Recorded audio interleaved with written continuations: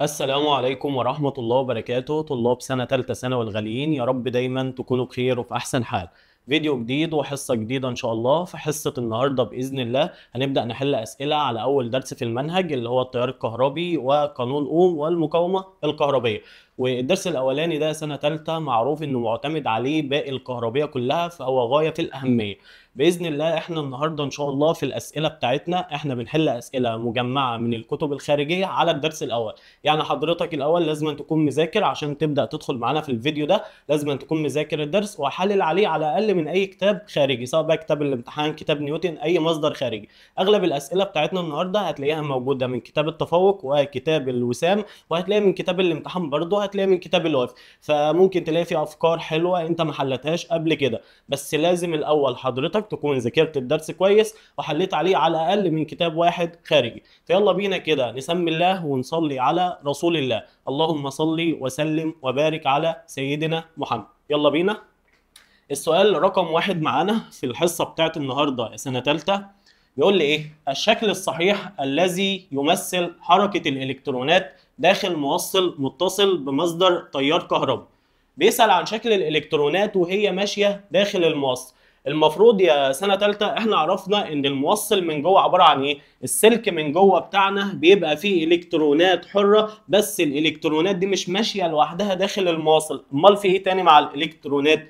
موجود مع الالكترونات ذرات وجزيئات المادة، فالالكترونات وهي ماشية داخل الموصل بتتصادم مع جزيئات وذرات المادة. يعني الالكترون ده مش هيبقى ماشي حر الحركة، مش هيبقى ماشي مرتاح، ده هيعمل تصادمات. فنتيجة التصادمات اللي بتقابل الالكترون وهو ماشي داخل الموصل، فهنلاقي شكل الالكترونات او شكل الالكترونات او التيار وهو ماشي خلال الموصل هنلاقي شكله عامل المنظر ده نتيجة التصادمات اللي بتحصل داخل الموصل ده. طيب السؤال رقم اتنين معانا، يكون اتجاه التيار الكهربي التقليدي داخل المصدر. بيسأل عن اتجاه التيار التقليدي، واتجاه التيار التقليدي او الاصطلاحي ده اتجاه حركة الشحنات الموجبة من الموجب للسالب خارج المصدر، جوه المصدر من السالب للموجب. هو بيسأل عن داخل المصدر، يبقى داخل المصدر من السالب للموجب. ماشي. سؤال رقم 3، الشكل المقابل يمثل مقطع من موصل يمر به تيار إلكتروني من A إلى B. يعني الإلكترونات ماشية من النقطة A راحة للنقطة B.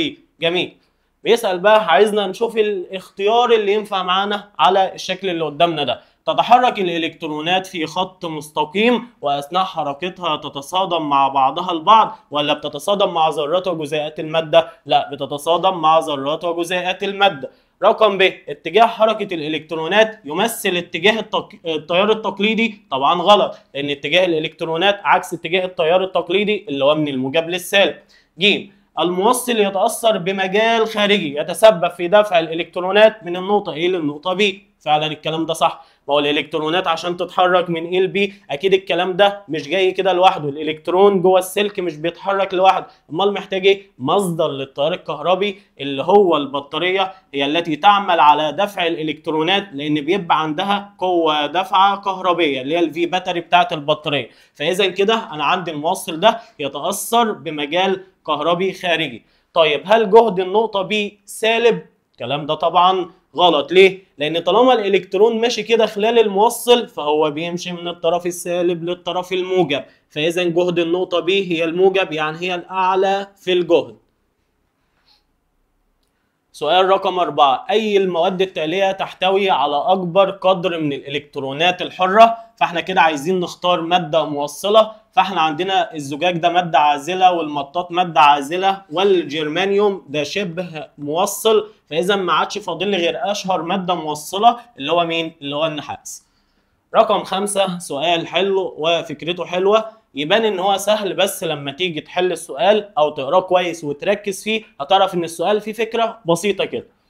سؤال رقم 5 بيقول في الشكل المقابل لو احنا زودنا شدة التيار المار من النقطة A الى النقطة B بانتظام من 0 ل 8، يعني ده مش تيار مستمر، يعني مش تيار ثابت الشدة والاتجاه، ده تيار متغير، يعني تيار قيمته بتزيد. فيا ترى بقى انا لما اجي اشتغل بقى هشتغل بانهي قيمة للتيار؟ طيب المهم بيقول لك خلال فترة زمنية قدرها 5 ثانية، يبقى الزمن T 5 ثواني. ماشي. فإن كمية الشحنة الكهربية التي تمر عبر المقاومة R خلال تلك الفترة الزمنية، بيسأل عن كمية الشحنة الكهربية اللي هي الكيو. فكده طبعا أنا هشتغل بقانون شدة التيار إن الآي بيساوي الكيو على التي. جميل. يعني من هنا الكيو بتساوي الآي في التي. طيب الاي انا هاخد انه تيار؟ هو بيقول لك ان التيار بيتزايد بانتظام من 0 ل 8، يعني مثلا التيار عمال بيزيد 0 1 2 3 4 لحد ما يوصل ل 8. فلما يكون عندي قيمة الحاجة متغيرة، فعشان اجيب محصلة الشحنة اللي موجودة فانا لازم اجيب الاول متوسط التيار. فاجيب متوسط التيار ازاي؟ قانون المتوسط كلنا عارفينه من زمان من الاعدادي، باخد اول قيمه واخر قيمه اجمعهم اقسمهم على الاثنين. فالتيار بادئ من 0 وصل ل 8 اقسم على الاثنين، يبقى ناخد متوسط التيار ب 4 امبير. اجي اعوض عن متوسط التيار ب 4 امبير، ومعانا الزمن 5 ثواني، 4 في 5 يبقى 20 كولوم. يبقى احنا كده جبنا كميه الشحنه الكهربيه. سؤال رقم 6. امامك دائره كهربيه بسيطه، بيسألك بقى، جايب لك اختيارات وبيقول لك شوف الاختيار اللي صح. المكون واحد يصنع من مواد عازلة للكهرباء. مكون واحد اللي هي الأسلاك، طبعا غلط، الأسلاك لازم أن تكون من مادة موصلة. المكون 2 مسؤول عن توليد مجال كهربي يتسبب في مرور تيار كهربي بالدايرة. المكون 2 مسؤول عن توليد مجال كهربي اللي هي البطارية. فعلا يا عم صح، الكلام ده صح. خلينا نكمل. يكون اتجاه المجال الكهربي بالدايرة في نفس اتجاه حركة عقارب الساعة. تعالى كده نشوف. هو التيار الكهربي بيطلع من الطرف الموجب. طب حد ممكن هنا يسألني سؤال، انت عرفك ان انا هشتغل بالاتجاه التقليدي او الاصطلاح؟ يا حبيب قلبي، ما انا قايل لك لما ما يحددش المفروض ان انت تشتغل بالاتجاه التقليدي او الاصطلاحي، لان ده اتجاه التيار اللي احنا شغالين بيه في المنهج بتاعنا. لكن لو هو قال لك اشتغل بالاتجاه الالكتروني او الاتجاه الفعلي، ساعتها اقول لك ماشي. ما حددش، يبقى انا اشتغل بالاتجاه التقليدي او الاصطلاحي. طيب يبقى ده كده اتجاه التيار، ده كده اتجاه التيار ماشي عكس عقارب الساعة، لان الساعة بتلف كده. خلاص، يبقى اذا ده غلط. المكون 3 يبذل شغلا في مقاومة وإعاقة مرور التيار الكهربي. المكون 3 تمام، يبذل شغلا في مقاومة وإعاقة مرور التيار الكهربي الدايرة. لا طبعا، اللي بيبذل شغل هنا يا جماعة في الدايرة هو البطارية، لأنها هي مصدر الطاقة، هي اللي بتزق الإلكترونات، فهي اللي بتدي شغل أو هي اللي بتبذل شغل في الدايرة. يعني الشغل اللي بيتبذل على المقاومة جاي من البطارية، عشان بس يبقى عندنا فهم صحيح للكلام اللي بيحصل. كان ممكن من الأول أختار الاختيار ده وأريح دماغي، بس إحنا لازم نفهم كل حاجة. فيبقى المكون 2 هو المسؤول عن توليد مجال كهربي يتسبب في مرور تيار كهربي في الدايرة. السؤال اللي بعد كده رقم 7. شكل المقابل موصل AB يتصل ببطارية. أي الأشكال التالية يمثل العلاقة بين كمية الشحنة التي تمر عبر مقطع من الموصل A والزمن T؟ بيسأل عن الكيو مع الزمن T. انت عندك هنا في بطارية، والبطارية دي بيطلع منها تيار مستمر، انها مصدر تيار مستمر. فاذا التيار اللي معانا تيار مستمر، يعني تيار ثابت الشدة والاتجاه، والاي بيساوي كيو على التي. حلو الكلام. لو حضرتك كنت مركز معايا في الحصة بتاعت الاساسيات هتبقى فاهم الكلام اللي انا بقوله ده. انا هنا عندي التيار ثابت. التيار ثابت يبقى الاتنين دول في علاقة ما بينهم، هم مقسومين على بعض، يبقى العلاقة ما بينهم علاقة طردية. يبقى العلاقة بين الكيو والتي هنا علاقة طردية، عشان الاي ثابت. عرفت منين ان هو تيار ثابت؟ سبب البطارية. البطارية دي مصدر لتيار مستمر، فاذا تيار مستمر يعني تيار ثابت الشدة والاتجاه، فالاي ثابت يبقى الكيو والتي علاقة طردية. نقطة رقم 8. أي الأشكال التالية تمثل العلاقة بين شدة التيار المر بجزء من دائرة كهربية بسيطة وعدد الإلكترونات N التي تمر عبر هذا الجزء خلال فترة زمنية؟ بيسأل عن العلاقة ما بين شدة التيار مع ال N، وإحنا المفروض عارفين إن ال I بيساوي ال N على ال T.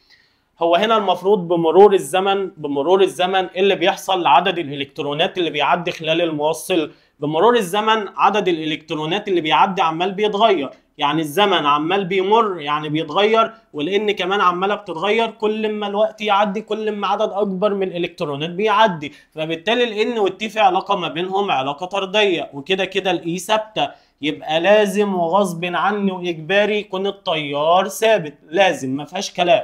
وما ينفعش يا جماعه يكون في عندي قانون او علاقه رياضيه فيها حاجتين بيتغيروا او الباقي لازم يكون ثابت، يعني لازم يكون الحاجتين اللي بيتغيروا دول معاهم الباقي ثابت، يعني ما ينفعش يكون الان والتي بيتغيروا والتيار كمان بيتغير، يبقى الكلام ده غلط. فعشان ده وده بيتغير وده ثابت يبقى لازم ده كمان يكون ثابت، دي حاجه.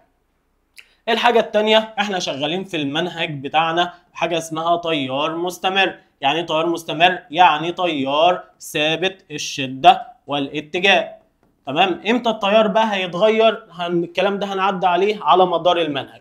فاذا هنا التيار مع العدد، التيار هتبقى قيمته ثابتة. نقطة رقم 9، إذا كان الشغل المبذول لنقل كمية من الشحنة الكهربية ب2 كولوم، أنا كده معايا الكيو. داخل المصدر وخارجه هو 12 جول، معانا الشغل.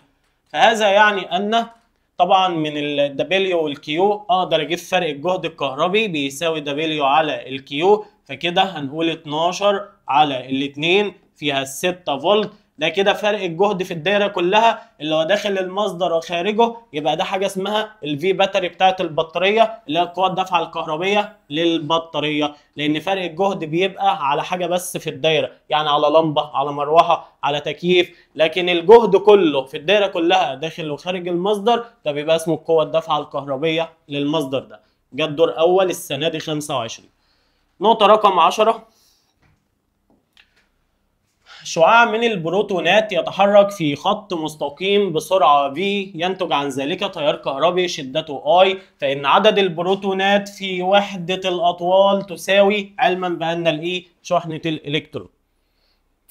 بيسأل عن عدد الإلكترونات، وبيقول إن هنا البروتونات، عدد البروتونات أو عدد الإلكترونات مش هتفرق، نفس المعنى. هنا بيقول بيتحرك بسرعة v، وطبعا بيتحرك في مسار دائري، بس بيقول لك انا عايز عدد البروتونات في وحدة الاطوال، يعني الراجل عايز يقول لي ان المسافة اللي هيمشيها البروتون وحدة الاطوال يعني 1 متر. هتفرق معايا الكلام ده في السؤال؟ طبعا هيفرق. احنا المفروض معانا ان الاي بيساوي حاصل ضرب الان في الاي على التي، والمفروض ان احنا عندنا قانون السرعة بتاعت اي جسم في الدنيا تساوي المسافة على الزمن. يعني من هنا اقدر اشيل الزمن واحط مكانه المسافة على السرعة، يبقى التي بيساوي الاكس على الفي. من هنا يبقى انا هقدر اقول ان الاي بيساوي، المفروض بقى اهو الان وادي الاي، واشيل هنا احط الايه مكان التي اكس على في، فمقام المقام بسط. طب الراجل هنا بيقول لك خلال وحدة الاطوال، فترجمنا المعلومة دي ان المسافة قيمتها 1، فهبدأ اعوض عن المسافة قيمتها هنا 1، المسافة بواحد. عاوزين نجيب العدد، فكده العدد هيساوي الاي في 1 على الاي في الفي، يبقى عدد البروتونات او الالكترونات ايا يكن هو بيتكلم عن اتجاه تقليدي او اتجاه الكتروني، يبقى الاي على الاي في الفي. يعني الاختيار رقم ب. سؤال حلو، سؤال يعتبر يعني في حته كده صغيره ممكن حد ما ياخدش باله منها، فالسؤال ده فكرته كويسه. السؤال رقم 11 يعتبر يعني قريب من السؤال رقم 10، بيقول لي برضو هنا يا عم معاك شعاع من الالكترونات، نمسح ده.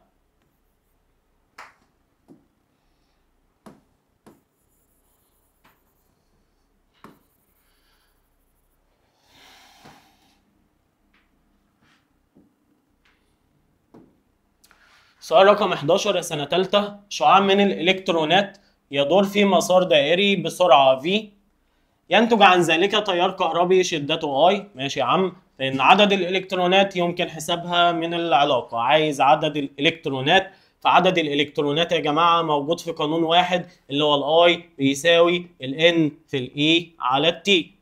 طيب على جنب كده، هو طبعا الاختيارات واضح إن فيها سرعة وفيها نص قطر، فأنا كده يا جماعة هضطر أشيل الزمن من الموضوع، وابدا اعوض عنه. المفروض ان السرعه بتساوي مسافه على زمن، نفس فكره السؤال اللي فوق، فيبقى الزمن بيساوي المسافه على السرعه. يبقى اشيل الزمن ده واحط مكانه اكس على السرعه، يبقى على في. تمام. طب المسافة لما الجسم بيدور في مسار دائري، المسافة اللي هو بيمشيها لو هو عمل دورة كاملة المفروض هتبقى ب 2 باي ار. فكده هبدأ أقول له إن الأي بيساوي حاصل ضرب الإن في الإي في الفي على 2 باي ار. طب إحنا يا عم عاوزين نجيب عدد الإلكترونات، عايزين نجيب ده المجهول بتاعي. هبدأ بعمل طرفين في وسطين، يبقى الأي على واحد، يبقى واحد في الكلام اللي هنا بيساوي الأي في 2 باي ار، يبقى الأي في 2 باي ار بيساوي الان في الاي في الفي. ماشي. احنا عاوزين نجيب الان دهيت، فهقسم اللي بره على اللي جنبها، يعني هقسم على اللي جنبها اللي هي الاي في الفي. خلاص كده قسمت على دي فشلتها خلاص. يبقى عدد الالكترونات اي في 2 باي ار على الاي في الفي، اللي هو الاختيار رقم الف. سؤال برضو كويس وفكرته فكرة حلوة. نقطة رقم 12، سؤال برضو حلو. شكل 4 موصلات فيها شحنات كهربية متساوية المقدار. عند توصيل البطارية بطرفي كل منهم يكون أكبر تيار يمر في الموصل. عايز أكبر تيار، وإحنا عندنا إن الآي بيساوي كيو على التي، كيو مقسومة على التي.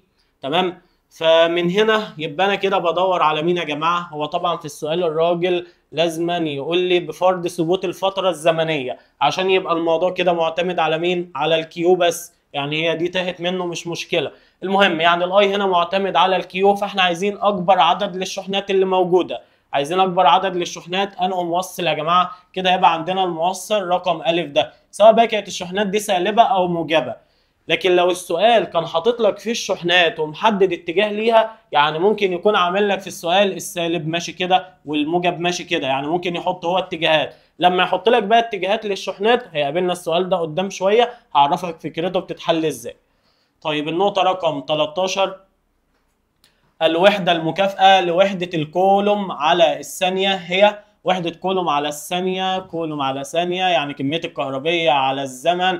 ده قانون شدة التيار اللي هي تقاس بوحدة الأمبير، يعني رقم ده. نقطة رقم 14، أي العبارات التالية تصف الاتجاه الفعلي للتيار الكهربي بدايرة كهربية تحتوي على عمود كهربي.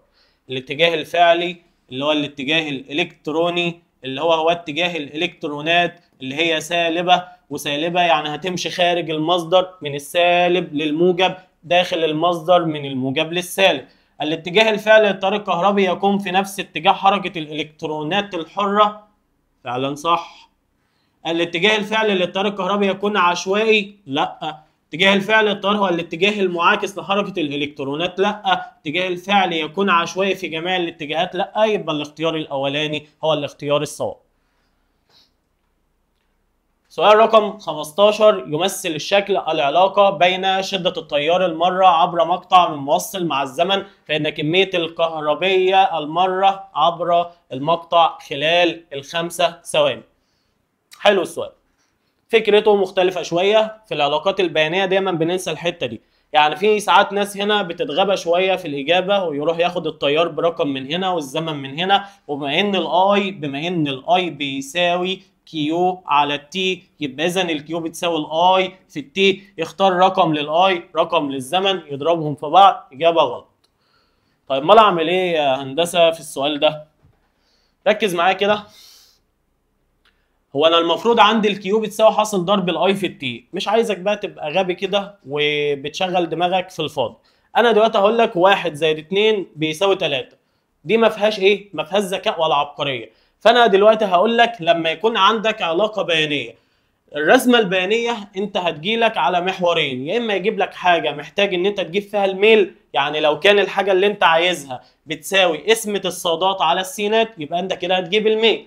لو الحاجه اللي انت عايزها هتيجي من ضرب الاي والتي، او ضرب الحاجتين اللي هنا ضرب الصاد في السين، يبقى انت كده هتروح لحاجه اسمها مساحه تحت منحنى. يبقى انت فكره السؤال هنا انت عايز تجيب الكيو، والكيو بتساوي الاي في التي، ده بالقانون. لما يجيبها لك رسمه بيانيه، طالما الحاجه اللي انت عايزها ناتج ضرب الحاجتين اللي على الصادات والسينات، يبقى انت كده على طول ما تفكرش، يبقى فكره حل السؤال هجيب المساحه تحت المنحنى. دي ما فيهاش بقى لا عبقريه ولا ذكاء ولا فهم، لما يكون كذا تعمل كذا.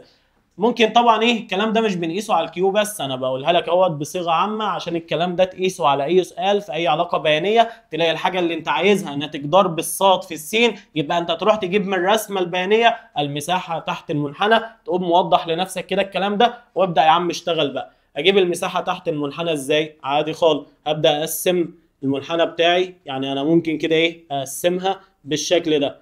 انا شايف ان انا عندي في مستطيل على بعضه، اقدر اجيب مساحة المستطيل ده الطول بتاعه مثلا من 0 ل5، يعني طول الضلع ده ب5، وطول الضلع ده بكام؟ ب2. 2 في 5 ب10، لان ده مستطيل، مساحة المستطيل الطول في العرض. طيب لما اجي ابص فوق، الجزء اللي فوق ده كله مش هعرف اخده على بعضه، انا مش عارف الشكل ده كله عبارة عن ايه. فيعني واضح ان انا ممكن اعمل ده مثلث، واعمل الجزء اللي على اليمين ده مثلث، واللي في النص ما بينهم مستطيل. المثلث اللي هنا ده طول الحته دي بكام؟ من 2 ل 3، يعني 3 ناقص 2 بواحد. وارتفاع الضلع ده بكام؟ من 2 ل 4، يعني ب2. وده مثلث، مساحه المثلث نص طول القاعده في الارتفاع، نص 1 في 2 يعني يطلع بواحد. والمثلث ده شبهه بالظبط، الضلع ده طوله بواحد والارتفاع برضه ب2، فيطلع برضه المساحه بتاعت المثلث ده بواحد. نيجي للمستطيل الصغير اللي هنا ده. المستطيل ده بقى يا جماعه المفروض ان الضلع ده طوله ب2، والضلع اللي تحت ده من 3 ل 4 يعني بواحد، وده مستطيل يعني الطول في العرض 1 في 2 بكام؟ ب2. جمع بقى المساحات كلها تحت المنحنى، ده هيديك كميه الكهربيه. يبقى انا معايا 10 ومعايا 1 وكمان 1 و2، يعني دول 4 و10. يبقى الاجابه الصح هنا للسؤال يا جماعه تبقى 14. النقطة رقم 16، موصل منتظم المقطع يمر به أو خلاله شحنة كهربية مقدارها. يبقى أنت كده حضرتك معاك الكيو خلال زمن 1 ثانية في دائرة كهربية بها بطارية ثابتة الجهد. فأي الأشكال التالية يمكن أن تمثل العلاقة بين شريط التيار الكهربي المار عبر الموصل والزمن. طيب احنا المفروض عندنا الاي بتساوي الكيو على التي، الكيو معانا ب3 والزمن ب1، يعني يطلع التيار ب3 امبير. لو انت كنت مركز معايا في الكام سؤال اللي فاتوا هتعرف، لو انت ذكي بقى اصلا مش هتفكر ولا هتعمل اللي انا عملته، المفروض دي غلط ودي غلط ودي غلط ودي اللي صح، لان التيار شدته ايه يا جماعه؟ ده تيار مستمر، يعني الشده بتاعته ثابته، هو ثابت الشده، يعني مرور الزمن هيفضل نفس التيار. فبيسأل علاقه بين شده التيار مع الزمن. طبعا ان الاي بتساوي كيو على التي، لو الاي والتي تمام اقدر اقول في علاقه ما بينهم عكسيه لو كانت الكيو ثابته. الراجل ما قالش في السؤال ان كميه الشحنه ثابته، حصلش الكلام ده. واحنا قايلين ان المفروض ان التيار بتاع المنهج تيار مستمر، يعني ثابت الشده والاتجاه، فهتفضل القيمه بتاعته ثابته وب3 امبير خلال زمن قدره 1 ثانيه. 17، امامك موصل مخروط الشكل يمر به تيار كهربي ثابت الشده، تيار كهربي ثابت الشده، مستعينا ببيانات الجدول الموضح، فإن العلاقة بين كمية الشحنة الكهربية التي تمر عبر المقاطع الثلاثة X و Y و Z عند لحظة معينة هي. بيسأل يا باشا عن كمية الشحنة الكهربية اللي هتعدي خلال المقاطع الثلاثة. احنا المفروض ان الاي عندنا بيساوي الكيو على التي، خلاص؟ يعني الكيو بتساوي الاي في التي. يا جدعان كمية الشحنة اللي بتعدي خلال المقطع الواحد، كمية الشحنة اللي بتعدي خلال المقطع الواحد بتكون قيمتها ثابتة، ملهاش علاقة بمساحة المقطع. كمية الشحنة لا تعتمد على مساحة المقطع، يعني كمية الشحنة اللي بتعدي خلال أي لحظة زمنية هي. ليه بقى؟ أصل أنت عندك التيار مش بيعتمد على مساحة المقطع، من الكيو بتساوي الأي في التي، فأقول لك عند لحظة معينة، يعني ما عليك من الزمن بقى دلوقتي. فاذا الكيو معتمده على الاي، فالاي اصلا ثابت، يبقى الكيو هي كمان ثابته خلال مقطع من الموصل ده. يبقى كده هنقول ان الاجابه الصح رقم ب. 18 تمر كمية من الشحنة الكهربية مقدارها 2400 كولوم، يبقى دي الكيو. خلال فترة زمنية يبقى ده الزمن 8 دقايق، يبقى طبعا الزمن كده كده غصب عننا بنحوله، فنضرب من دقيقة لثانية نضرب في 60. بقول لك بقى ايه، معاك مقاومة، المقاومة دي اللي هي الار قدرها 10 اوم، فبيسأل عن شدة التيار الكهربي، اسأل عن الار. المفروض ان الاي قيمتها اي بتساوي كيو على تي. الكيو هنا 2400 على 8 في 60. الصفر مع الصفر ممكن اقول 24 على 8 فيها 3 يعني 30 على 6 فيها 5 امبير، فيطلع التيار قيمته ب5 امبير. رقم 19 طبعا فكرتها شبه فكرة حلناها من شوية، يا ريت تصحصحوا معانا كده سنة تالتة. شكل المقابل يمثل العلاقة البيانية بين الاي عبر مقطع من موصل والزمن تي خلال فترة زمنية قدرها 4 ثواني. إذا كانت الشحنة الكهربية التي تمر عبر الموصل خلال تلك الفترة قدرها 21 كولوم، فإن قيمة النقطة X. يعني هو عايز التيار اللي هنا، ما هو النقطة X ده على محور الصادات اللي هو التيار. ماشي، ولا يهمنا يا عم ولا يهزنا أي حاجة.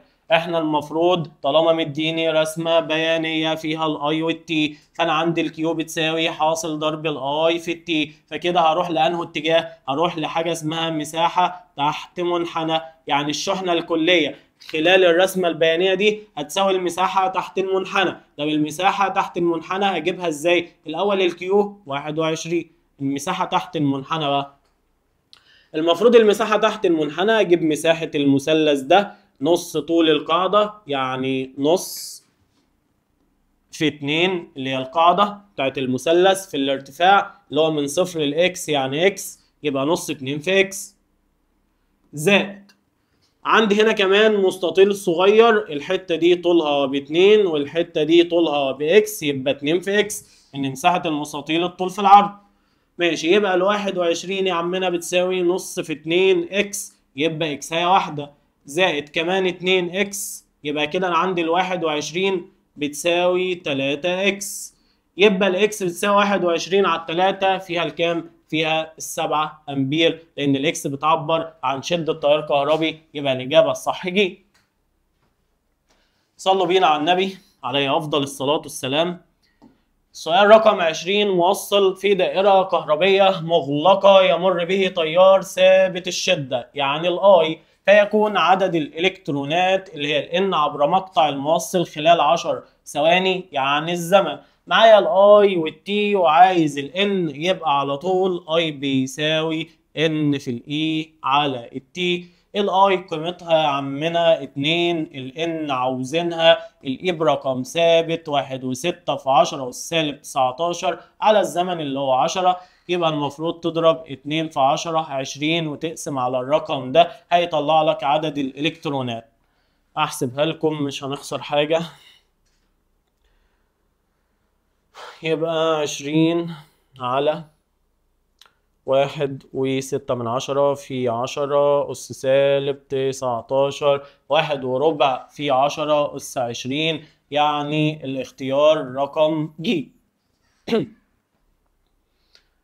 نقطة رقم 21 نقطة حلوة برضو، فيها فكرة حلوة موجودة غالبا في كتاب الوسام، الفكرة دي موجودة برضو في كتاب التفوق. يقول إن الشكل المقابل يمثل أنبوبة تفريغ كهربي يمر بها تيار أو يمر بها في زمن قدره 8 ثانية، يعني ده الزمن. شحنة قدرها في سالب 12 كولوم من اليمين إلى اليسار، وشحنة قدرها 20 كولوم من اليسار إلى اليمين، فإن شدة التيار المر في الأنبوبة واتجاهه. احنا المفروض ان احنا في المنهج بتاعنا لما جينا نعرف التيار الكهربي، التيار الكهربي هو فيض من الشحنات الكهربية التي تسري خلال الموصلات. ولما جينا نتكلم عن كلمة شحنات قال لك ان الشحنات عبارة عن حاجة من اتنين، يا اما موجب يا اما سالب، بس احنا في المنهج بتاعنا هنشتغل بالاتجاه الموجب، فانا اي سالب عندي اشيله خالص واحط مكانه موجب واعكس الاتجاه بتاعه. يعني انا كان معايا السالب ماشي كده، يبقى مكانه موجب وماشي في الاتجاه ده. يعني انا معايا هنا 12 موجب مكان ال 12 السالب ده. طيب في الاخر بقى اجي اعمل ايه؟ والله يا عم انا معايا 20 موجب كده و12 موجب كده، فالاتنين مع بعض في نفس الاتجاه، فاذا هجمعهم. يبقى اذا هقول ان الاي بيساوي كيو على تي. انا كده معايا كام كيو؟ معايا 20 ومعايا 12، يبقى التوتال 32. خلي بالك كلمة المحصلة بتاعت الشحنات محصلة لازم براعي فيها الاتجاه. يعني لو في نفس الاتجاه اجمع، عكس الاتجاه اطرح، تعامد يبقى فيه ثغرس. ماشي، يبقى انا كده معايا الشحنه كلها ب 32. قال لك الزمن 8، 32 على 8 فيها ال 4 امبير، والتيار هيمشي مع الموجب، يعني هيمشي مع الموجب اللي هو ده، الاثنين كده كده في نفس اتجاه بعض، يعني هيمشي ناحيه الايه؟ ناحيه اليمين. يبقى الاجابه الصحيحه رقم ج. نقطه رقم 22. الشكل المقابل يمثل العلاقة بين الشغل المبذول وكمية الكهربية المرة في موصل، وبيقول لك إن المقاومة ب 2 أوم عايز شدة التيار الكهربي. حبايب قلبي هنبص نلاقي هنا إن ده الشغل المبذول، وهنا كمية الكهربية اللي هي الكيو، طبعا المفروض بالكولوم، هي معمولة هنا غلط ما علينا. معايا الشغل المبذول وكمية الكهربية، مفيش غير قانون واحد بيربطهم اللي هو الفي بيساوي دبليو على الكيو. هنا دلوقتي الحاجة اللي أنا عايزها بتساوي ناتج قسمة الصاد على السين، ما هي دي الصاد ودي السي. يبقى أنا كده راح أفكر في حاجة اسمها الميل، لأن الميل بيساوي الصاد على السي. طب الميل أجيبه إزاي؟ لو معاك أرقام بتجيب صادات على سينات، معاك زاوية حضرتك بتروح تجيب تان الزاوية، يبقى تان 76. خلاص كده انت بقى مع حضرتك معاك فرق الجهد الكهربي. طب انا عايز اجيب شدة التيار، والله يا عمنا شدة التيار لها قوانين كتير، بس انت هنا معاك الفي ومعاك الار، يبقى الاي في على ار اللي هو قانون اوم. فرق الجهد الكهربي اللي هو تان 76، والمقاومة الكهربية اللي هي ب2. تعالى نحسب.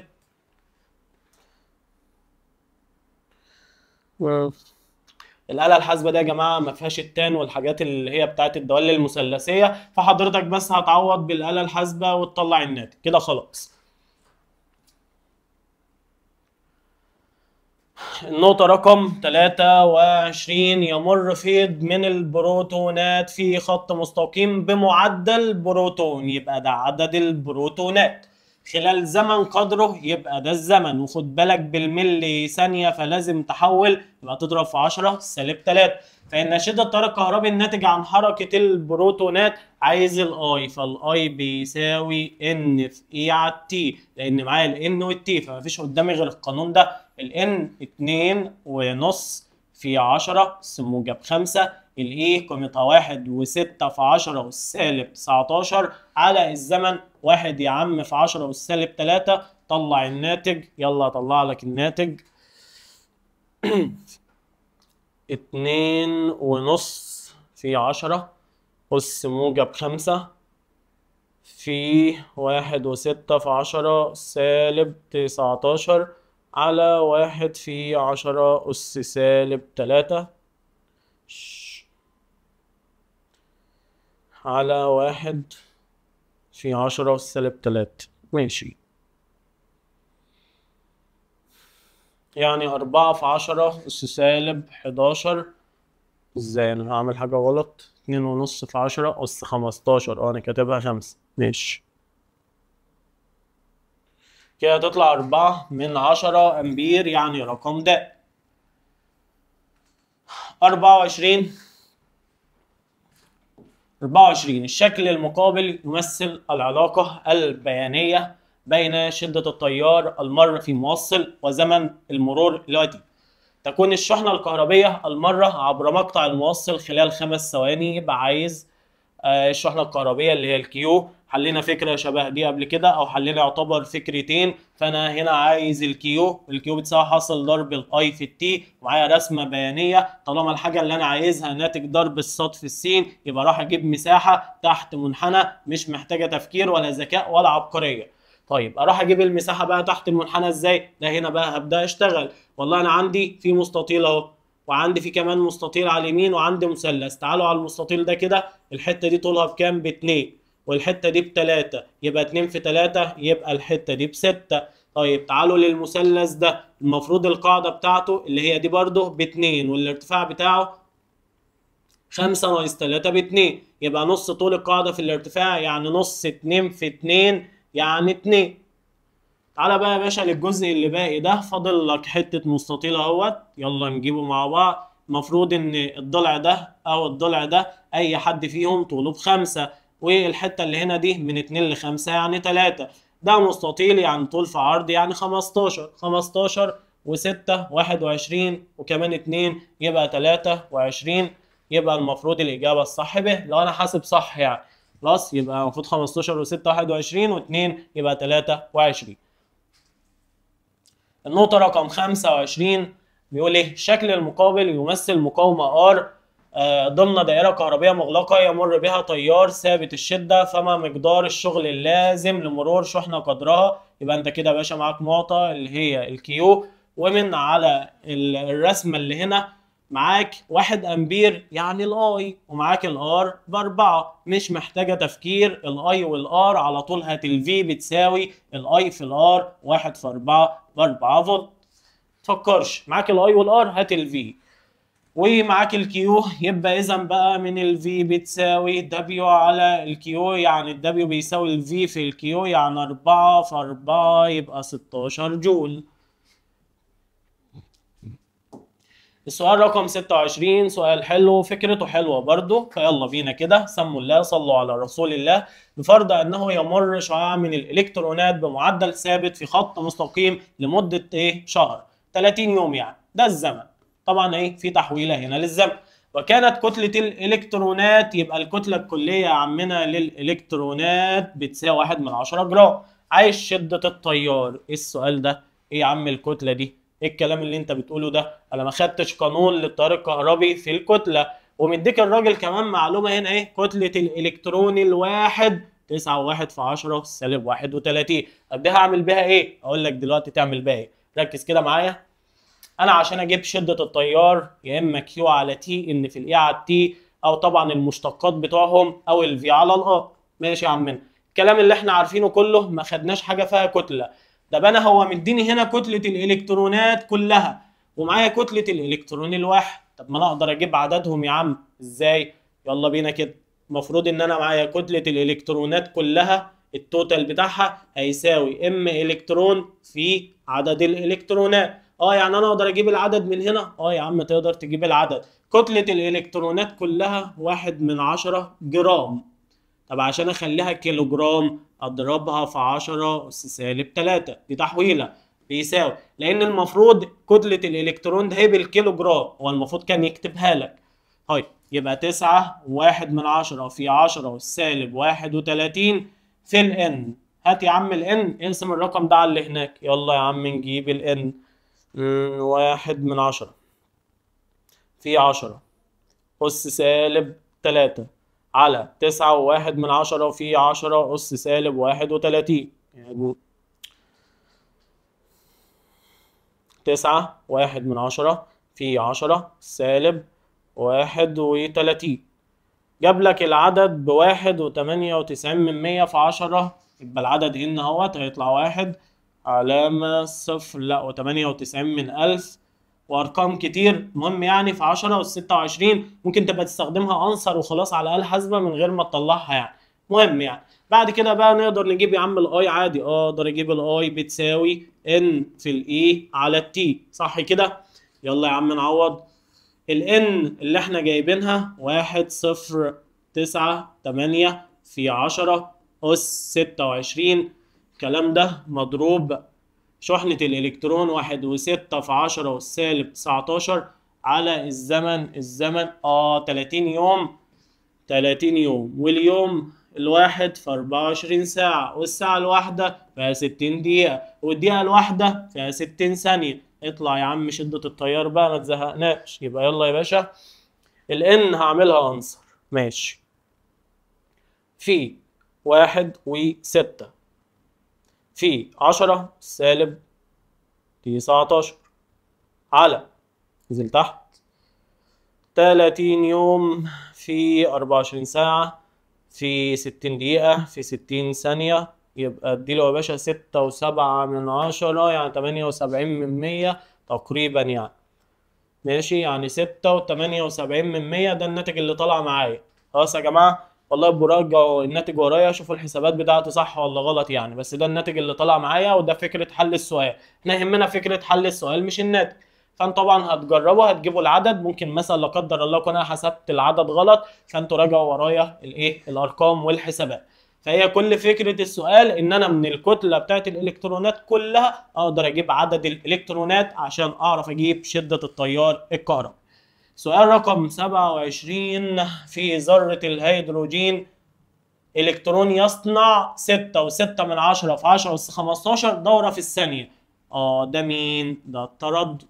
ماشي. في مدار نص قطره، يبقى ده الار. عايز التيار الناتج تقريبا بكام؟ عاوز الاي. المفروض يا جماعه طالما مدين التردد فده قانون المفروض نكون عارفينه. الاي لما يديني التردد بيساوي الاف في الكيو، بس ده الكترون واحد يعني الان بواحد في الاي، يبقى المفروض الاف في الاي على طول.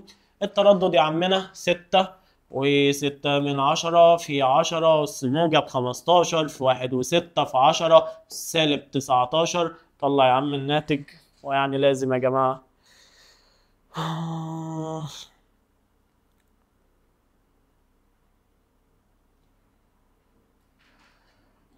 6.6 في 10 أس موجب 15 يبقى هو كام ده يعني؟ هو طلع الناتج كده 0 علامة 0 0 1 0 5 6. طبعا الناتج ده بالأمبير والرقم ده مش موجود بالأمبير، ففي اختيارات ملي أمبير وفي اختيارات بالمايكرو أمبير، فأنا هحول لملي. عشان أحول لملي هضرب في 10 أس موجب 3. فتعالى يا باشا نضرب الرقم ده في 10 أس موجب 3، فطلعت 1.56 يعني تقريبا يعني 1 ملي. ما هو 56 ده يعني تقريبا ايه 1 ملي. هو اصلا عايزها تقريبا، انت حيرنا ليه يا عم؟ يبقى 1 ملي امبير تشيل تيار. طبعا ازاي بحول من الامبير للملي امبير؟ برضو الناس اللي حضرت معايا التأسيس، يبقى امبير يروح مع الامبير يتبقى لك 1 على الملي اللي هو رقم حافظينه، 1 على 10 والسالب 3 هي 10 أس كام؟ موجب 3. النقطة رقم 28 يا سنة تالتة، أي الأشكال التالية تمثل العلاقة بين طول الموصل ومقاومته النوعية بفرض ثبوت درجة الحرارة؟ المفروض إن المقاومة النوعية الرو إي معلومة عارفينها إن هي بتعتمد فقط على نوع المادة وعلى درجة الحرارة فقط لا غير. أي حاجة غير كده المقاومة النوعية ثابتة، فإذا هنختار إن هي ثابتة يعني رقم ب. نقطة رقم 29، يمكن حساب عدد الإلكترونات التي تمر في موصل يمر به تيار من العلاقة. عادي خالص يا جماعة، عدد الإلكترونات مش موجودة غير في القانون ده، اي بيساوي لان في الاي على التي. هو الراجل بيختبرك في الرياضة، بيشوفك بتعرف تعمل طرفين وسطين ولا لأ، يبقى الاي في التي على الاي. اي تي على اي، اي تي على اي، اي تي على اي، يبقى الف. السؤال رقم 30 يا سنة تالتة، في الشكل المقابل سلكان 1 و2 يمر بكل منهما تيار. عايز اي 1 مقارنة باي 2. انا عندي هنا الكيو عندي التي، فالاي بيساوي كيو على التي، والكيو ده دي الصاد والتي دي السين، يعني صاد على سين يعني الميل، يبقى انا بجيب الميل. واللي زاويته اكبر ميله اكبر، الميل هو شدة التيار، يبقى تيار الخط ده اكبر من تيار الخط ده، يعني 1 اكبر من 2. عايز النسبة بين شدة التيار، طبعا هجيب الميل. ميل الاولاني يبقى تان زاويته يعني تان 60، ميل التاني تان زاويته يعني تان 30. اقسم الاتنين على بعض يبقى الاجابة الصح رقم ب. رقم 31، الكترون يحمل شحنة قدرها، ماشي شحنة الالكترون يتحرك في مسار دائري نص قطره يعني الآ، بتردد يعني الإف، عايز التيار، عايز الآ. ماشي، طالما أنت معاك التردد ومعاك شحنة الإلكترون، هو بيقول لك إلكترون واحد، يبقى الأي بيساوي الإف في الإي. لو معاك شحنة كاملة يبقى الإف في الكيو، أو هياها، ما هو بص يا عمنا، إف في كيو والكيو إن في الإي، وده إلكترون واحد يعني الإف في الإي على طول. ماشي، أمال نص القطر مديهولنا ليه؟ اشتغلك من الآخر. اضرب الاف في الاي، 6.8 في 10 أس موجب 15، اضربها في 1.6 في 10 أس سالب 19. احسب يا عم.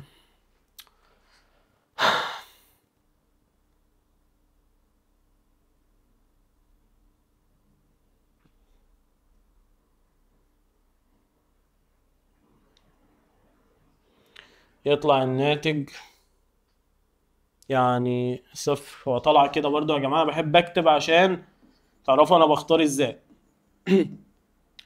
هو واحد وشوية يعني، في 10 أس سالب 3، يعني لما احرك العلامة هنا ده 1 2 3، يعني تقريبا 1 علامة 8 من 100. أنا حركت 3 حركات، يبقى في 10 أس سالب 3. 1 و8 من 100، 8 من 100 اللي هي تدي للصفر، يعني 1 1 من 10 في 10 أس سالب 3 أمبي. إيه، أعتقد إن إحنا كده خلصنا المحاضرة الأولى، الحمد لله بفضل من ربنا. يا رب نكون أفدناكم في الأسئلة بتاعت النهاردة. الأسئلة دي أسئلة فيها أفكار كويسة. لو حضرتك زي ما قلت لك لازم الأول تكون ذاكرت الدرس كويس، حليت على الأقل عليه من مصدر واحد خارجي. تعالى بقى يا باشا، الفيديو ده هيظبط لك الدنيا أكتر، هيدي لك أفكار أكتر، هيروق عليك في الأسئلة، وهيعلي الفكر بتاعك ويخليك تفهم المضمون بتاع الدرس الأولاني أكتر. ان شاء الله نشوفكم في فيديوهات قادمة. اهم حاجة قولوا لنا رأيكم في الكومنتات، عشان يعني قولوا لنا رأيكم في الأسئلة. هل الأفكار دي حلوة؟ هل فكرة الفيديو وتجميع الأسئلة مفيدة ليكم ولا لأ؟ عشان نشوف احنا هنقدر نكمل معاكم ولا لأ. واكيد دعمكم ده حاجة مهمة جدا بالنسبة لنا، الدعم ده بيشجعنا ان احنا نكمل ونشتغل اكتر معاكم. فيا ريت دعمكم وتقولوا لنا اهم حاجة رأيكم في الأسئلة. ولو حد عنده فكرة او عنده رأي تاني لأفكار او أسئلة تانية برضه يقول لنا في الكومنتات، عشان نشوف هنعمل ايه في الفيديوهات القادمة ان شاء الله. والسلام عليكم ورحمة الله وبركاته.